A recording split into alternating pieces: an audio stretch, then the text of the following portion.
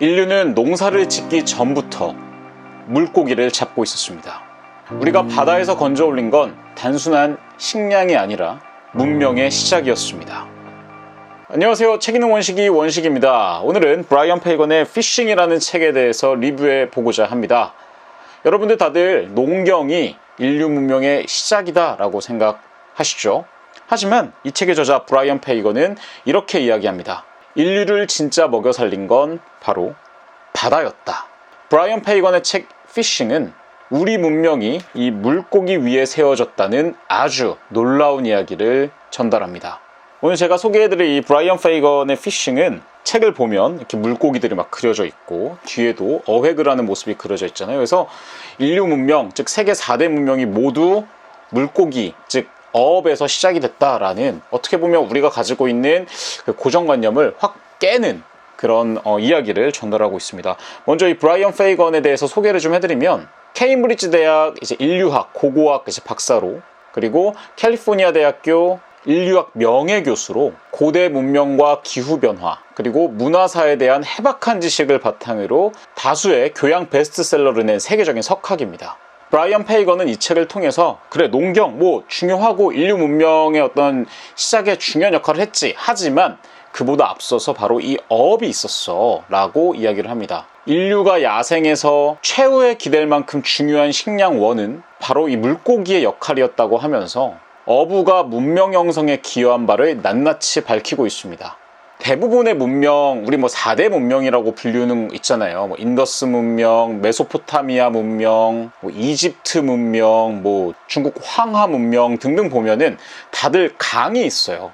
그러니까 이제 인더스 문명 같은 경우는 인더스 강하고 겐지스 강, 그리고 중국의 황하 문명은 이제 황하강, 그리고 메소포타미아 문명은 티그리스 강과 유프라테스 강, 그리고 이집트 문명은 나일강.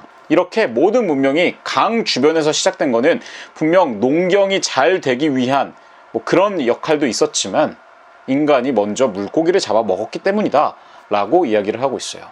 실제로 이런 강이나 혹은 바다 주변의 연안 지역이라고 하잖아요. 이 연안 지역에서 문명이 발생할 수 있었던 이유는 지속적인 어획이 가능했고, 그래서 그 근처에 발생된 문명 도시들이 안정적인 식량을 확보할 수 있었기 때문이라고 이야기하고 있습니다. 그러면서 페이건은 결국 우리 문명이 지금 계속해서 지금 현대 문명이 발달되어 나가기 위해선, 그리고 유지되기 위해서는 이 어업의 역할이 굉장히 중요하며, 현재 전 지구적으로 이제 어족 자원이 감소하고 있잖아요. 기후 변화도 있고, 무분별한 이제 포획도 있고, 이런 것들을 우려하면서 수산업이 없는 인류는 생각할 수 없다라고 이야기하면서 지속 가능성의 중요성에 대해서 경고하고 있습니다.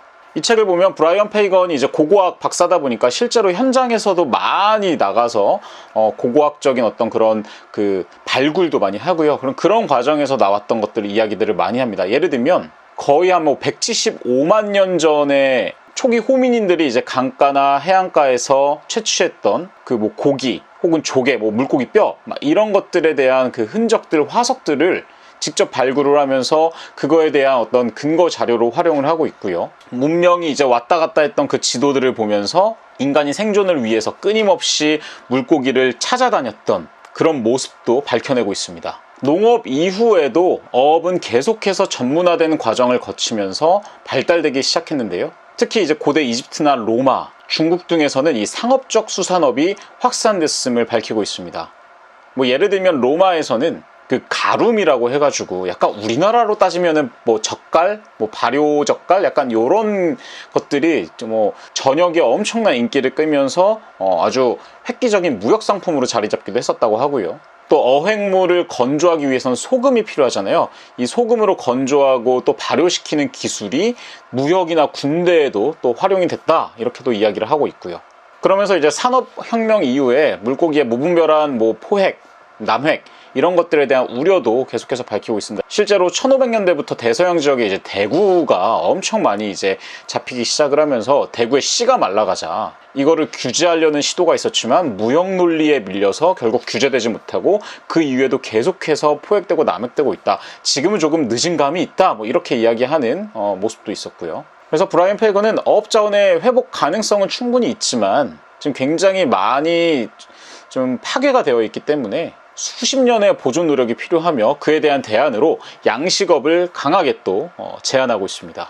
실제로 이 책을 보면서 제가 되게 감탄했던 부분은 뭐냐면 단순하게 그냥 뇌피셜로 쓴 게 아니라 다학체적 고증을 보여줬다라는 겁니다. 단순한 발굴이 아니라 고고하게도 되게 과학적 접근들이 많잖아요. 뭐 예를 들면 고분자 동위원소 분석이나 뭐 생물동물 관련 고고학 등 다양한 이제 하위 분야들이 접목이 돼서 이것들을 과학적으로 밝혀내려고 노력을 했고, 또 하나의 지역만 나오는 게 아닙니다. 전 세계가 거의 다 나와요. 남아프리카 동굴에서부터 시작해서 뭐 동티모르, 이집트, 폴리네시아, 알류샨, 뭐 캘리포니아, 페루 등 막 진짜 전 세계를 이 브라이언 페이건이 다 거치고 다녔나 봐. 그래서 이게 단순히 하나의 어떤 그냥 논리가 아니라 되게 무게감이 느껴지는 그런 정설처럼 느껴질 정도로 책을 되게 잘 썼습니다. 거기다가 글도 잘 써요. 그러니까 이런 것들을 그냥 접목시키는 것만 중요한 게 아니라 이것들을 하나의 스토리로 엮어야 되는데 그것들을 브라이언 페이건이 굉장히 잘해서 핵심을 잃지 않고서 또 여러 전문가의 어떤 그런 견해들을 받아들이면서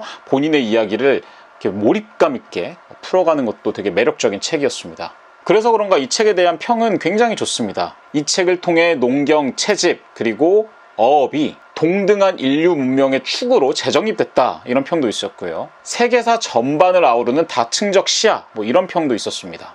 읽어본 저도 굉장히 동의가 되는 부분이고요. 정리하겠습니다.